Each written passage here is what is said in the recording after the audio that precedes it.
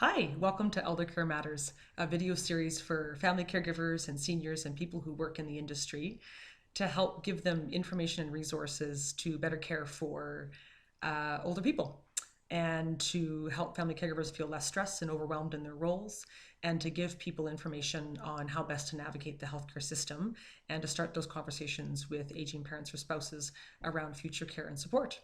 My name is Wendy Johnstone, and I'm the founder of Keystone Elder Care Solutions. Today's topic is watch for the signs, knowing when more support and help is needed.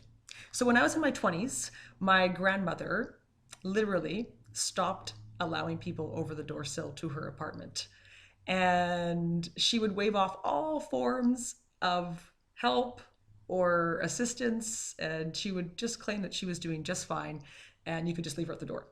So it wasn't until she fell about 6 months later that my mom was able to get her foot in the door.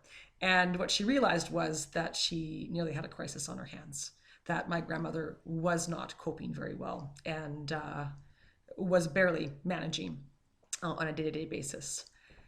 So watching for the signs or knowing what the red flags are, it can be tricky to assess for family caregivers. And sometimes we just overlook those signs because we might think, well, that's the regular course of aging. Some of the warning signs to look for. So appearance is one of the big areas that, if there's changes, is a red flag. So are clothes being properly laundered?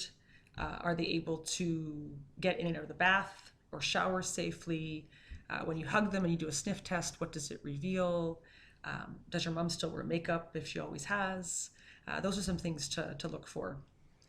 Things like how their fridge is doing in terms of do they have fresh food in there? Do you see some leftovers occasionally? Is there spoiled foods? Usually it's a sign that they're not able to get out and do that meal preparation or get those groceries, or they don't have the motivation to cook anymore, or they don't have the energy. The language that they use with you is also a really good indicator of their emotional and cognitive state. So are they calling you by name? Are they using the right words in conversations? Are they up on the news? Do they talk about some of the social activities that they're engaging in? Do they talk about people coming to see them? Are they getting out and about in the community and you're hearing about that? That's an important sign to look for as well. Things like piles of unopened mail, unread newspapers, bills not being paid. Of course, that's a big red flag that they're just not able to manage the financial end of things, and is certainly something to watch for. Memory loss, of course, is a tricky one because sometimes there's memory loss, but the person's able to cope really, really well.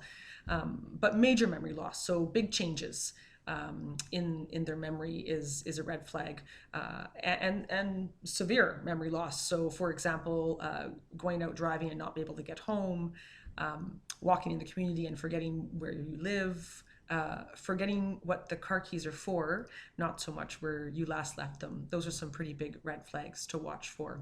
So if you're seeing some of these signs, the next step, of course, is to open up that conversation with the person you're caring for or concerned for. If you're really concerned, about things like memory loss or physical appearance, and you've seen some big changes in a very short period of time, then of course, being able to connect with that person and their medical practitioner is really important. But we're going to tackle some of those topics in the upcoming videos, so stay tuned.